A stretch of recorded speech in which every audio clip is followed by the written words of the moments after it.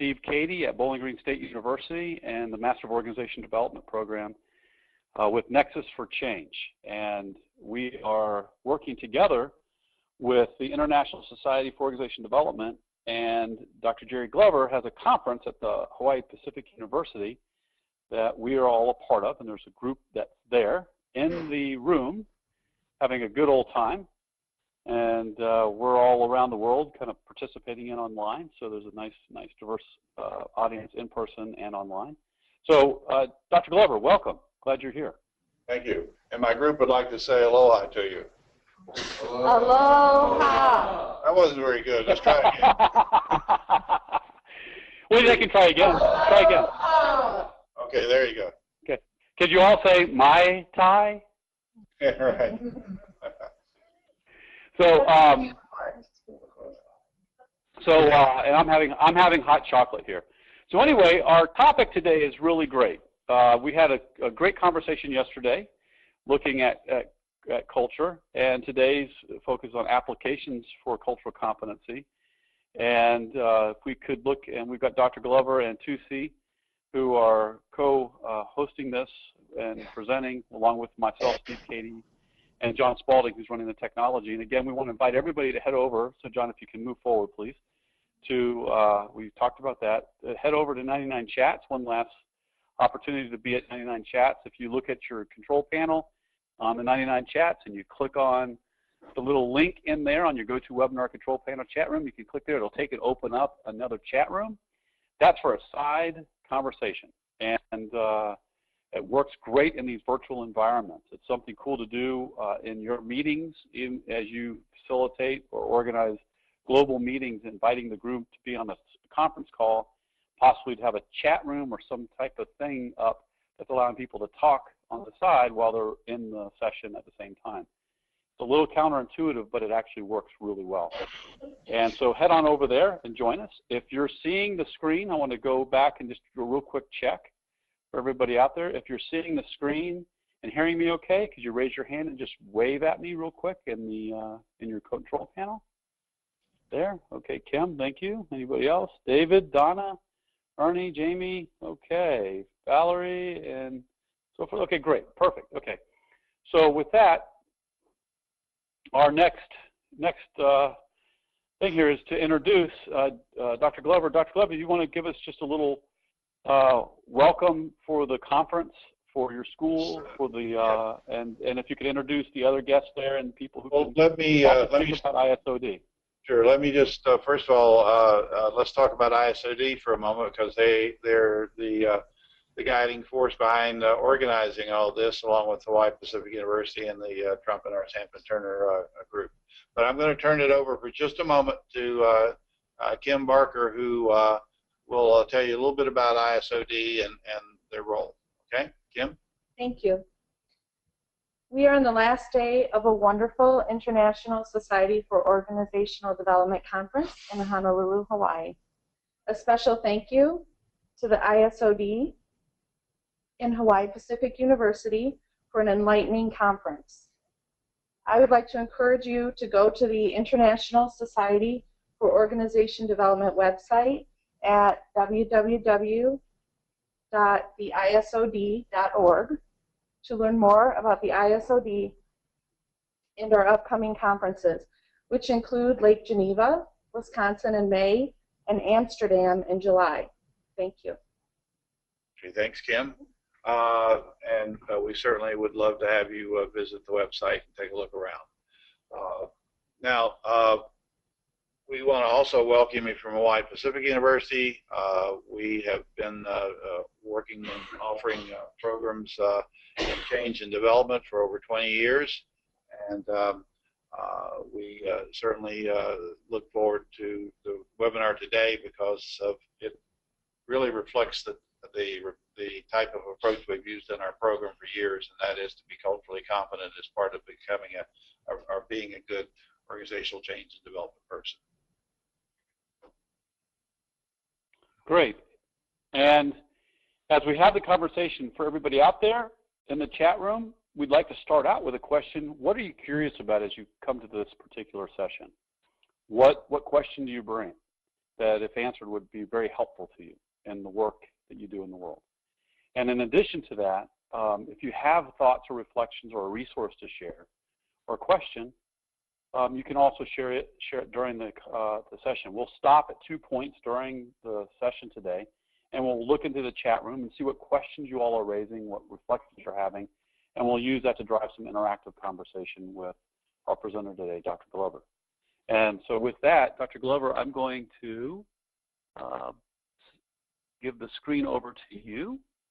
Okay, and you can take her away and take us into the applications of cultural competency. Okay, the first thing we're going to do is to look at some examples of cultural competency or the lack thereof, and then have a little bit of a dialogue, hopefully, about what you'll see.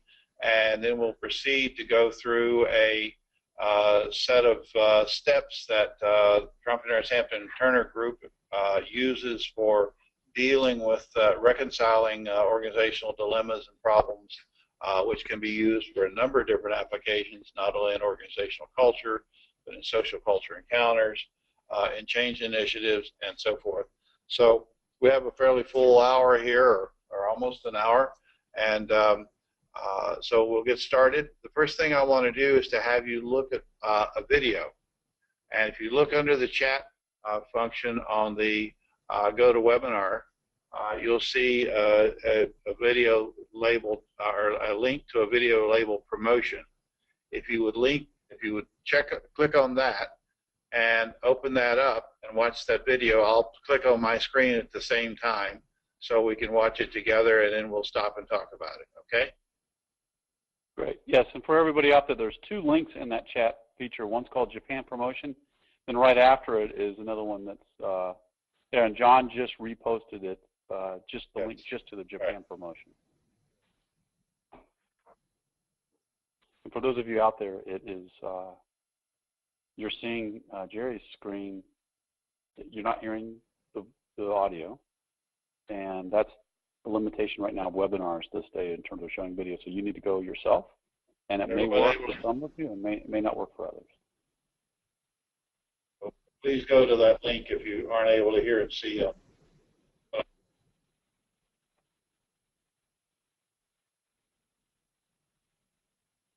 over here. If I can put up the link.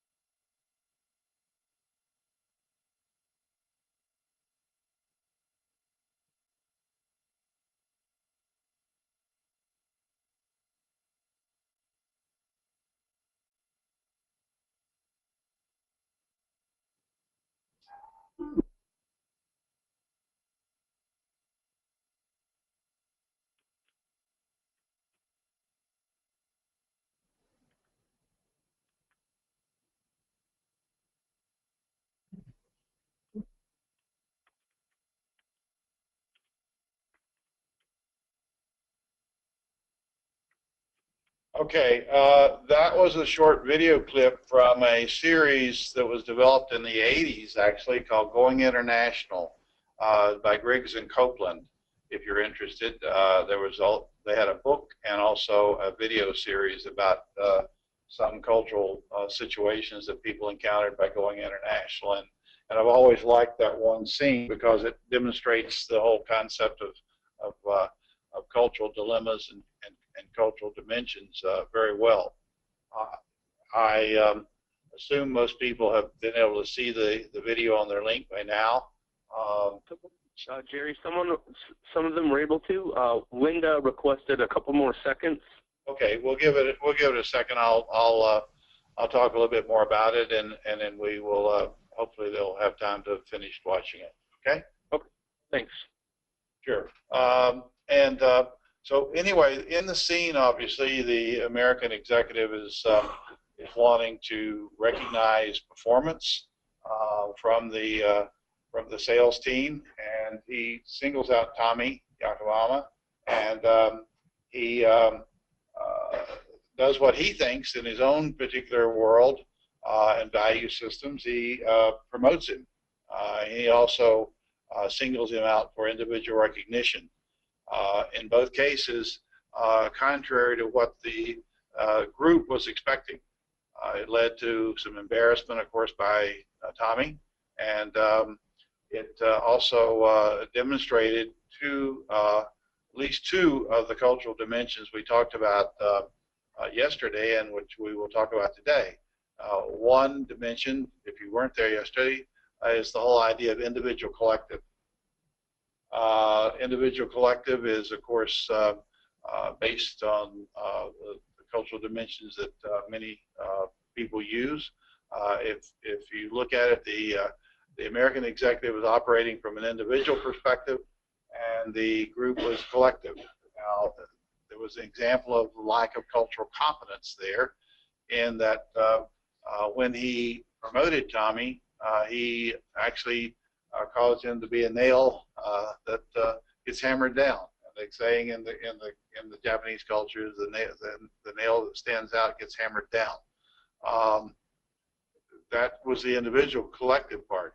There's also an achievement ascription part, and that the fact is that the American executive was recognizing individual performance, and was also not recognizing the ascribed status of the remainder of the group, who were more senior and had more experience and had been around longer.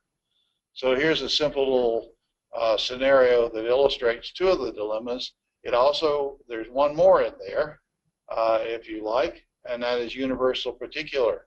The universalism of the American executive, assuming that what worked back home will work everywhere else, was pretty apparent. And this there's three really good examples of cultural dilemmas based on cultural dimensions illustrated in that video. Okay, anyone have a comment or question in the chat room about it?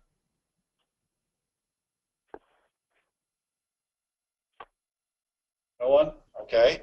Well, then what we'd like to do is move on to the second video, and that is entitled Arab Official. So you will link on that particular video. We'll look at that and then talk about it. Okay?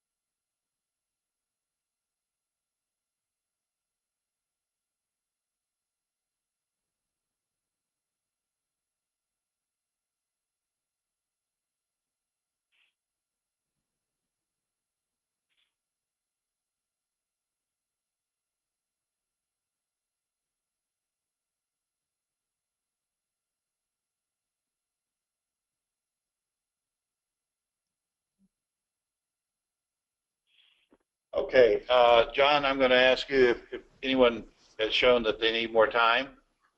If so, I'll just talk a little bit about it, and then we'll turn it back to seeing if anyone wants to ask questions or anything. This one is an Arab official being visited by an American executive who obviously creates a number of cultural faux pas. But the major issue going on here is there is a cultural dilemma based on a couple dimensions. The American obviously is very present-oriented, trying to get the Arab official to go along with the idea of immediately taking action on his request. The Arab official is quite willing to wait, and he makes a statement at the end, of course, that we can wait a few more weeks. We've waited for a long time. Also going on in there was the whole idea of a specific diffuse relationship. The American had a very specific intention that he wanted to get to business, do the business right away, and the Arab official was much more open to the idea of a diffuse relationship, getting to know more and not going straight to the business right away. As you can see, the universal particular comes through as well, in that the American assumed that the business was done the same way everywhere. Okay, anyone who's interested in this particular video and where it came from, it also came from that Going International series by Griggs and Copeland.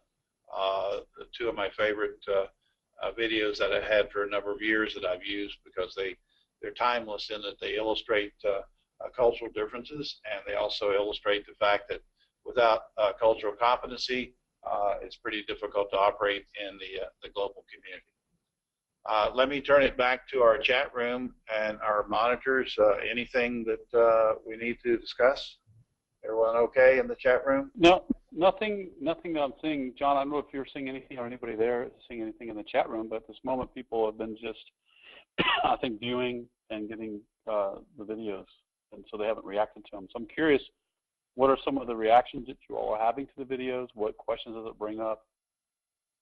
Those kinds of things for you, as well as any questions and things that you're bringing to the session. John, you may have some of those that you can see in the chat room. I lost part of the chat room, so you may have some other questions that are popping up as well. So I'd say, Jerry, just go ahead and jump on in and walk in and kind of relate back and forth, and then we'll watch it and let you know. There were a couple comments in the beginning around what are you curious about. Sarah said, what tools or assessments can be used with students or participants to measure and understand their own prevalent cultures in their organizations? Mm-hmm. Okay. Well, yesterday we did go through a process that Entrepreneurs Hampton Turner Group uses and that I use for assessing culture.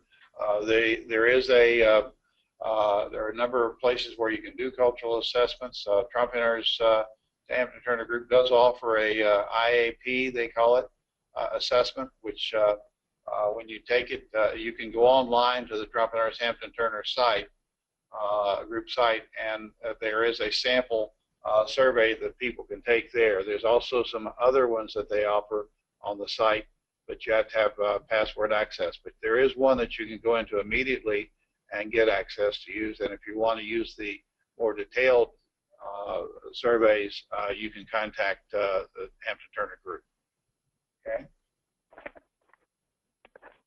Any other questions? Yep. I'd say there's about two more. The other one is from Patrick. From Patrick. He says, can one really manage culture, or are you actually influencing culture? And what's the proper terminology used for that process? Can you manage or can you influence?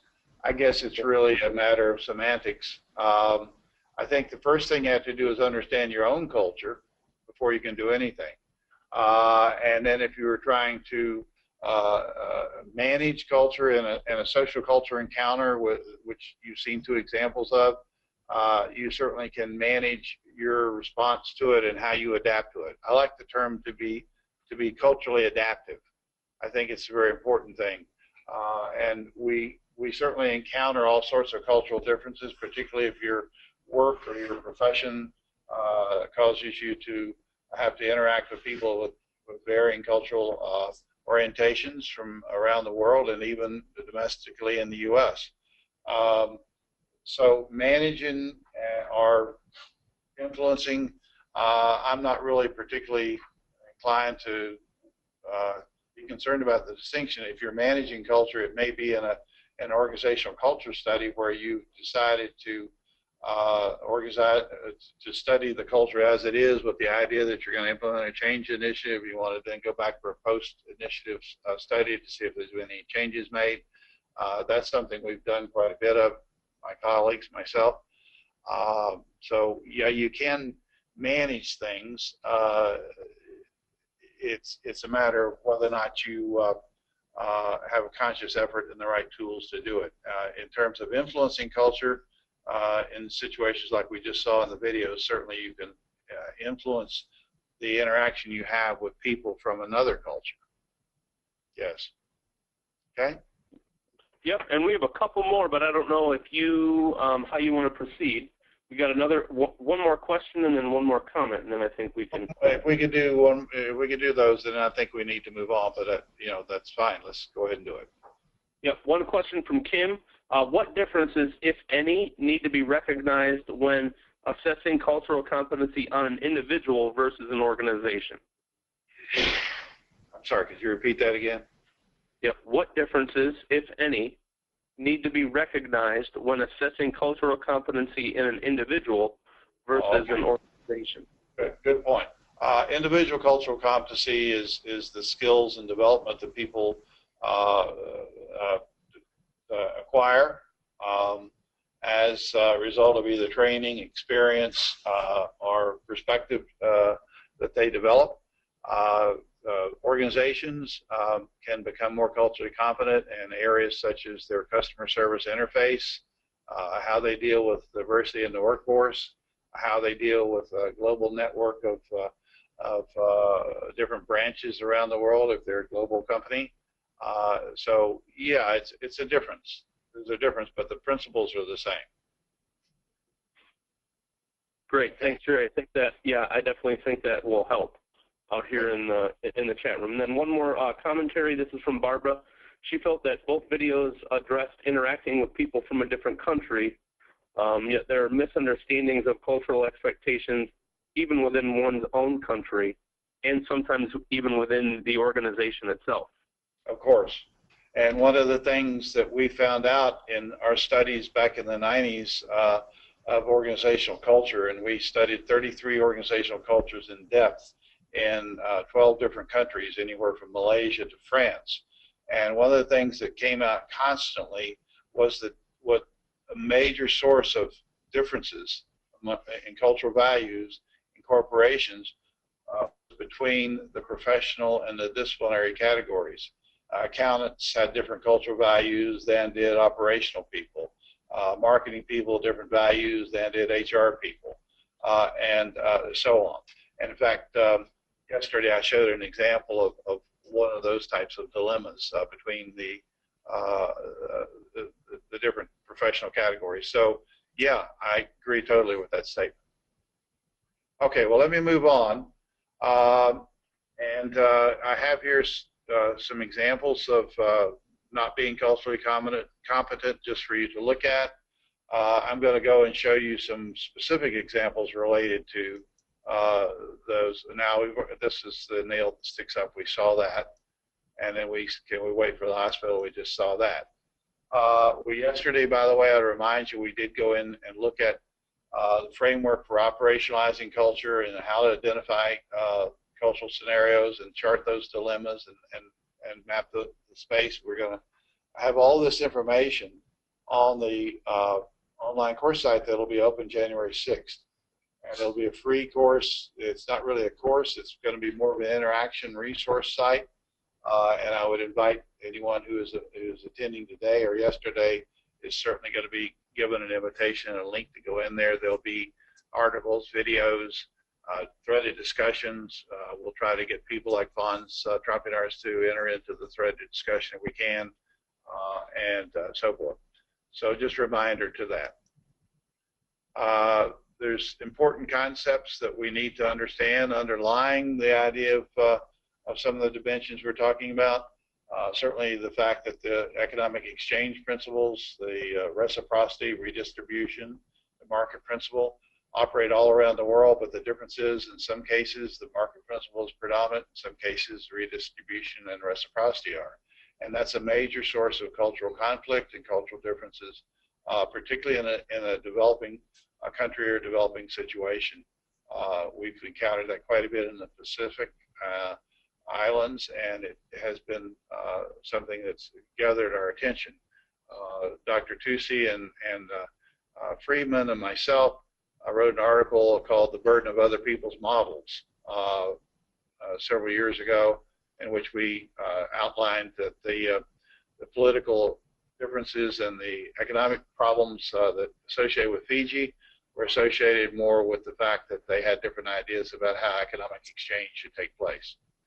And of course, things like the sacred and the profane, the influence of belief systems are very important. What's very important that doesn't always get addressed is how homogeneous or heterogeneous a particular society or population might be, and that does have an influence as well, particularly in terms of the internal diversity. Things like innovation diffusion are critical to understand, and diffusion and even social networks, not the popular social networks today, although they're very much a part of that, but the fact that social networks have been around for a long time, and they're important to understand. The social technical dynamics, the interface between social and technical information is very important. Rites of passage, the fact is that in every society, people go through stages where they go from one particular state to another. High school graduations, weddings, funerals, all those things are rites of passage that different societies have in place for taking people through them. And in all these cases above, there's cultural dilemmas. And our approach is based on cultural dilemmas, as you know. Let me give you an example of a cultural dilemma. You're a journalist in a newspaper who writes a weekly review for restaurants. A close friend of yours has invested all her savings and opened a restaurant. You've eaten there and you think the restaurant really is no good. How would you act in this case? As you can see, the responses represent a continuum between universal and particular. The first one being, I would avoid negative comments and focus on the good. This is what friends are for. Obviously, that represents a particular response. Then, if you want to look at the universal response for rules are rules, I would write about the negative and the positive. I'm sorry, that was my mistake there. I would write a truthful review as B. I would write a truthful review and promise to come back in. That's a little bit toward the universalist side. Then number D is I would write a truthful review since I owe my readers a correct review. That would be the most universal of the responses. But as you can see, on a continuum, the responses go from being very particularistic and saying that you make exceptions for friends and relationships to universal, where you would say rules are rules. I'm going to stick to it. Okay, I mentioned the idea of economic exchanges. In Fiji and the traditional villages, you can see that reciprocity and redistribution was prominent and affected the way they exchanged and did business and actually interacted with others. Some of the developmental people coming in, the developers, would actually have a market principle in mind. And so there were all sorts of clashes and misunderstandings about how things should be done in a relationship with outsiders. This one is, I'm just going to tell you about this. Don't try to read it. It looks blurry on my screen. Sorry about that. But one of the things that we do is a simulation in which cruise ships have been coming into an island group, and and this is based on work I had with that I did with Blue Lagoon Cruises in Fiji. And one of the things that was happening because of the success of the cruise ship company, the reefs were being damaged, and there were pristine reefs in the Asao Islands, and they were very much, the product that attracted everyone to come there and had the business grow was actually becoming destroyed because of the success of the business. And one of the things that we worked on was to look and see how we could reconcile the dilemma of many people were saying, forget the reefs, let's just go ahead with the business full speed ahead.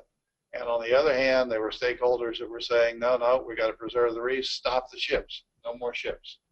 So one of the things, we had a project group get together, and they looked at the idea of what they could do, and instead of doing those two, they came and found the strength of both of the opposite positions there, and developed a mooring buoy system where the ships could actually tie up off the reefs and then go in small craft and not do the reef damage.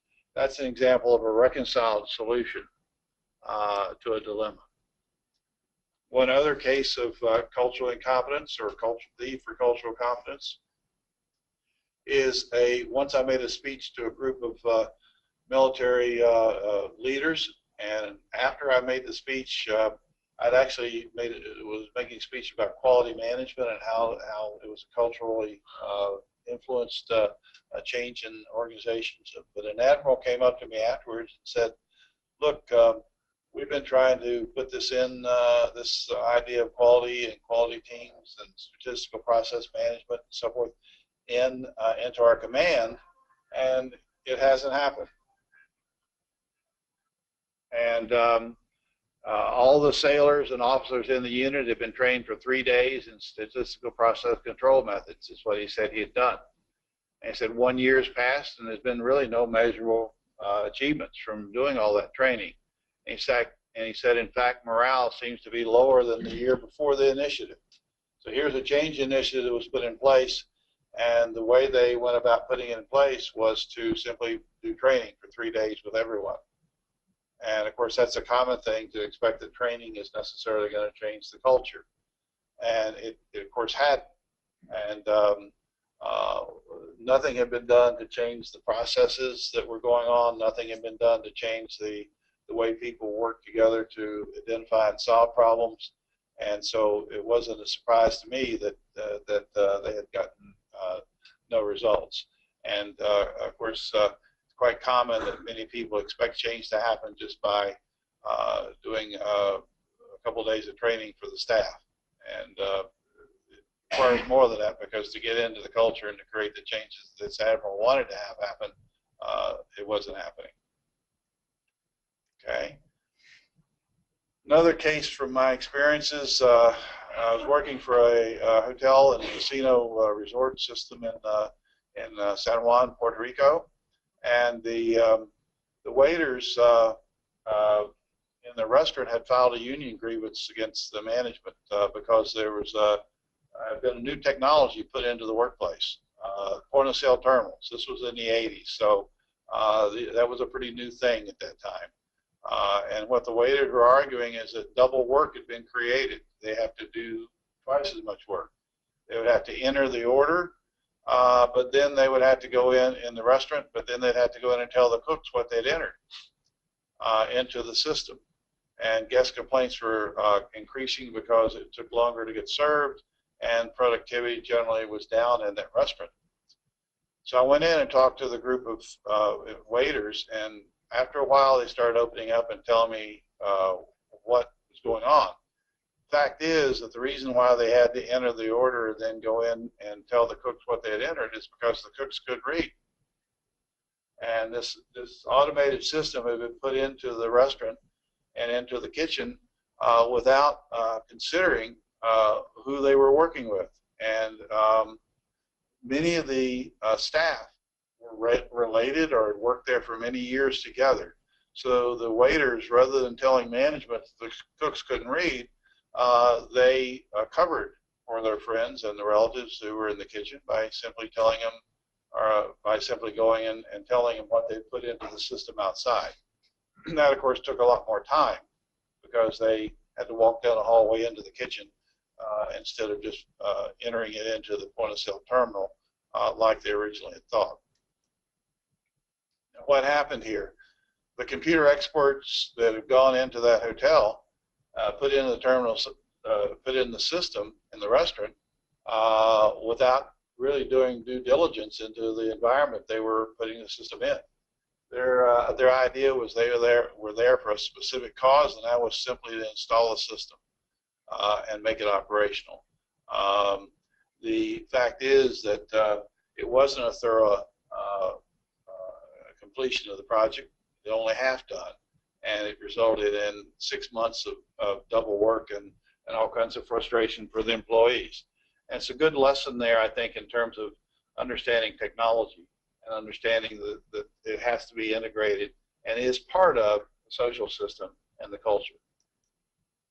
One final thing, quality teams in the U.S. back in the 80s and 90s and teams now, it was a classic dilemma in most cases that failed between efficiency and effectiveness. U.S. corporations were set up with cultures of efficiency. Quality represented effectiveness. And what happened was many times that employees would be put on quality teams, and as they were sent off, they were told by supervisors, get back and do your real work as soon as you can get that team over with. There wasn't a priority in terms of a balance between efficiency and effectiveness. There are rules for change, and they often vary by culture. In some cases, like in the U.S., the idea is to go linear from A to B. There's in Japanese culture, Kaizen, continuous improvements. There's a great article by Bob Marshak called Confucian Meets Lewin, which I think is a classic case of comparing the cultural values behind change and the perception of change in Confucian societies versus in Western societies. There are some societies where change is not seen as something they can control. Fatalism, we have no control over the change. And then, of course, there's the differences between thinking in terms of breakthrough events and great leaps. And, of course, in many societies, change just comes through crises and reactions. And finally, the image of the limited good comes from the work of George Foster in some Mexican communities back about 50 or 60 years ago that were changing. And as people changed, they found that the local people in the community had what they called an image of the limited good. If someone else was becoming an entrepreneur and helping to build their particular economic wealth, then the rest of the villagers saw that as taking away from the limited good that exists in the world. That was part of their cultural values. All sorts of examples, okay, around, and all sorts of need for cultural competency that exists out in the world. I'll stop for a second, see if anyone has anything that they want to ask from the chat room about the examples of cultural competency and the need for it. We have a variety of things here that are pretty interesting comments and reflections. And I'll just read a few of them to you. Okay. Let's see here. One person, Val, says, I agree that a business person should learn about culture and put away their own assumptions about how the business should be done. Kim says, interesting. How can people be so culturally insensitive in this day and age? And someone else says, Kim says, I think that people are unintentionally culturally insensitive. So that was some of the conversation happening there. And then someone says, for example, in the Japanese promotion video, the expatriate manager thought he was doing a good thing to recognize the high-performing individual. So the insult to the group was unintentional. And, the same in the Arab official, the American executive was thinking he was doing good for the local people because he was trying to get a hospital there. And Val says, when in Rome, do as Romans do. Yep. And then Kim says, I agree with the cultural tutor suggestion. She said, I would caution that the cultural mimicry technique, because that doesn't necessarily translate to cultural adaptability. We could be at risk of doing cultural behavior in the wrong context because the cultural understanding is lacking. I agree with that. Culture. I think it's very important to focus on being culturally adaptive. And that's Kim does ask a question here. She says, with the training example, is failure for change partly due to the lack of process change, i.e. procedural change? I'm sorry. Can you repeat that again? When you talked a little bit about change, Yeah. and you were mentioning and referring to that, and she goes, is the failure for change partly due to the lack of process, i.e. procedural change? So lack of a change process being in place. Oh, you mean implementation? Yes. I see. I Yeah. think. Okay. Your example about the training in the Navy and how that change didn't come out just from training, and so the question is not due to the lack of procedural. Oh, okay. Yeah, I think well, that in that particular case, what happened? The admiral had ordered this training to take place, assuming that would change the culture. And of course, what it did was it actually created what I told him that it created 3,000 sailors that were able to document their frustration with the system through statistical process methods. But he didn't find a lot of humor in that, but he did eventually listen, and we talked some more about it. And I gave him some more advice about some of the other systemic and other changes, particularly values changes, though, that needed to be made in the organization. The problem is if you don't change the values and you don't change the way people operate from those values, or at least if you don't account for the values and change them, then all the training in the world doesn't stick. Right. So there's a couple other popping up, but you can go ahead and keep going, and then we'll come back to some of these other comments that are popping in. All right. Just remember then, when we start looking at cultural dilemmas, the reason why I focus so much on cultural dilemmas is that's my way of handling a cultural competency. As you can see here, an example of the environment versus development. It's a common thing we hear around in our society, and it's often a source of stakeholder differences, and it's one of the good things that we can illustrate cultural differences and the need for cultural competency, because once again we're dealing with people with values positions. The model that I use is simply when we identify a dilemma, or what we call a dilemma is a proposition in which people with opposing values encounter a situation, such as one in which it might be my values versus your values. You see on the chart.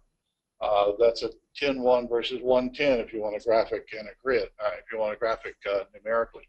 And the apathy response would be a 1-1. The apathy response, by the way, we get to dilemmas questions and to dilemmas analysis. The apathy response may sound not so good, but quite frankly, in many organizations, it's the most frequently occurring response to questions, because many people take an apathetic response simply due to survival. They feel that if they take an extreme, like my values or your values or some universal or particular response, it may not be expedient in terms of their survival or their existence in a corporation.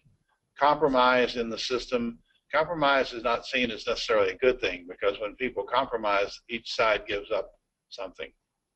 And the example I like to use is labor union, management union negotiations. They'll get together every 3 or 4 years. They'll work out a contract, but they seldom are able to serve themselves by solving the problems that created the disagreements in the first place, reconciling differences. The 10-10 response, which is the reconciled response, it rarely happens until you make a conscious effort to create what I call a new box. We don't want to think outside the box. We want to create a new box. And what we're talking about there is creative ways of taking the strengths of the two opposites and coming up with a new social cultural design that people understand and agree to as a new way of doing things.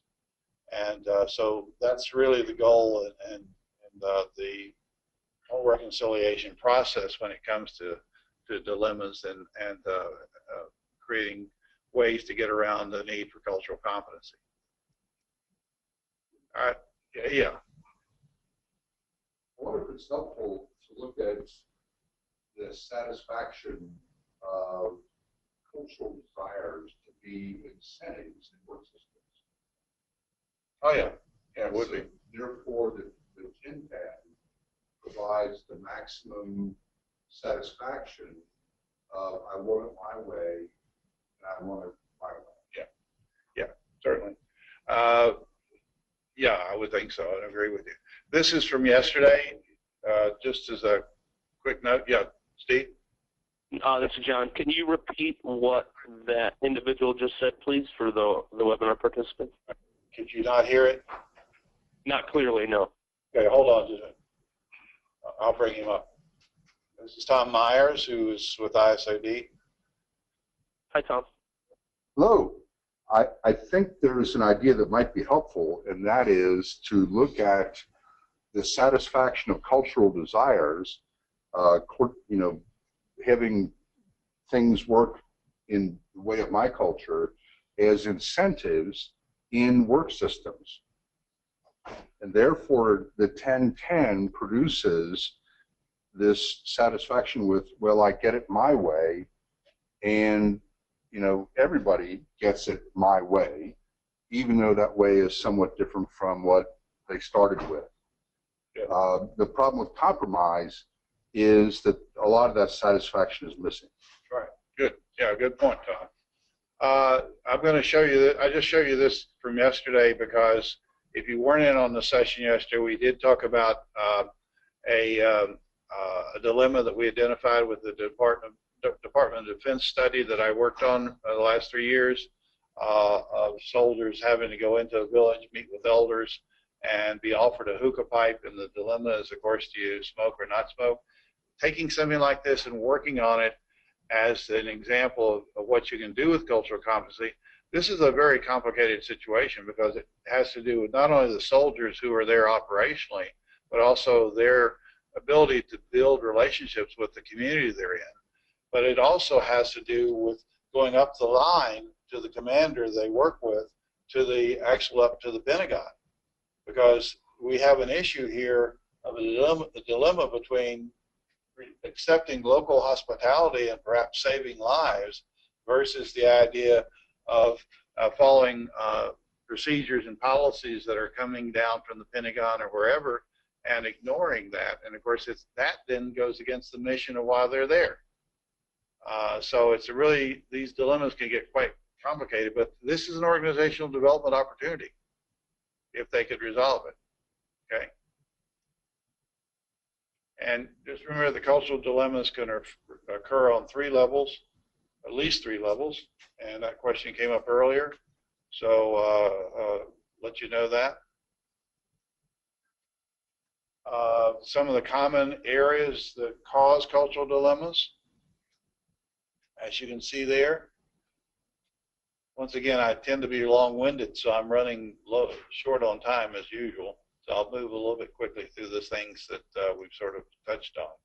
The 4-step method for cultural competency that basically comes from Entrepreneur's Hampton Turner Group is to recognize cultural differences is the first step. Recognize that they're important, recognize the need for cultural competency, and that that is an important first step. The next thing then is to respect cultural differences, to learn how to know your own culture and to also respect the culture of others, even though what they believe and value might be quite different from your own. The third is to learn how to reconcile cultural differences, and that's where I'm talking about, taking the strengths of the opposite positions and creating a new way of doing things, a new social and cultural understanding among the stakeholders about how that should happen, the particular situation should be handled. And that's where I mentioned creating a new box. Thinking outside the box is not something that will create creative new solutions to human problems. Okay. Finally, realizing the dilemma. Realizing the solution to the dilemma, and then finding ways to institutionalize or to put it into place and to make it work. Those are 4 steps involved in cultural competency that von Stropiners and his group have worked together, and 4 steps that I also use. Okay. Now, we're at about 3 minutes to go, as I can see. Let me just show, this is a more defined thing. If you want to look at Stropiners' work, he has a number of books about this, and look on his website. You can also see more about the specific steps that he recommends. We, because of time, don't have the time to do that today. Okay. As you can see, you can elicit dilemmas through a number of ways, which we've done in the past. And as you can see, dilemmas have to do with just about everything we do in life and in working in organizations. Sorry, I'm going to skip through these steps. You can find those in Stropiners' material. Now, dilemmas. It makes you want to think that we got to have another webinar after this. When we open up the discussion room, we'll talk about maybe doing another live session. We talked about that before. It's just there's a lot of material between yesterday and today, and a lot of ideas and things. And certainly, one of the reasons why we wanted to have the January the online resource site that's going to open January 6th is that we would be able to, at that point, open up the site where people who continue to have interest in this area could go in, download articles, look at more videos that are available, and also have a chat room where they can work with others in the chat room and also in the threaded discussion. Okay, so that will be available, and you'll be getting a link to that if you participated in this particular webinar or yesterday. Okay, and here are some methods as a final. Or not methods, but here's some areas where you can apply cultural competency, and where, in my experiences, I've been able to do so. And I'm quite happy to share that more with people in the January session. And if we do future webinars, I'd be happy to do that too. Okay. So Great. With that, anything from the chat room or anything we need to deal with before we wrap up? A variety of stuff. A nice discussion on here, and what I'd like to ask is, for those of you out there in the chat room, if you could just do a checkout with your final thought or a reflection or a point that you want to remember, just a quick gestalt checkout. And some of the people in there, Jerry, said, I think it has more to do with not setting expectations in initial meetings. Cultural norms and standards should be part of the initial conversation and chartering. I'm sorry, what was that again? Cultural norms and standards should be part of the initial conversation and chartering. Yeah. So it says, starts even approaching these questions when first encountering someone from a different cultural orientation would be difficult if the difference in cultural values are extreme. Mm-hmm. And someone says, this is where staying open-minded comes into play. And another person says, I think an open mind helps with being culturally adaptive. And Kim Knight says, I agree with you. And even though you see extreme differences, there can also be subtle differences with extreme meanings to it in another culture. And so I agree with you as well, Val. One should be open-minded in culture. And, yeah, the term culturally adaptive, I love hearing that, because I think that's the secret to everything.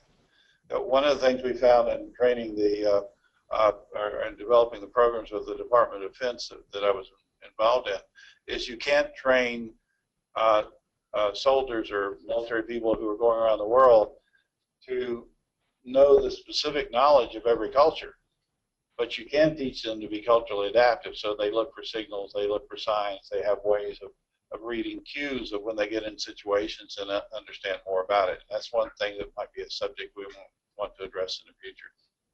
Yeah, and a couple people said as they check out, one of their takeaways is being sensitive always. Another says the respect portion of cultural development would be extremely important. another takeaway. And with that, we've got just a couple last little things. These webinars will be recorded or are recorded and will be available for you. We'll have a resource site that will include discussion. Various experts that work with Dr. Glover will be there to respond to questions and comments.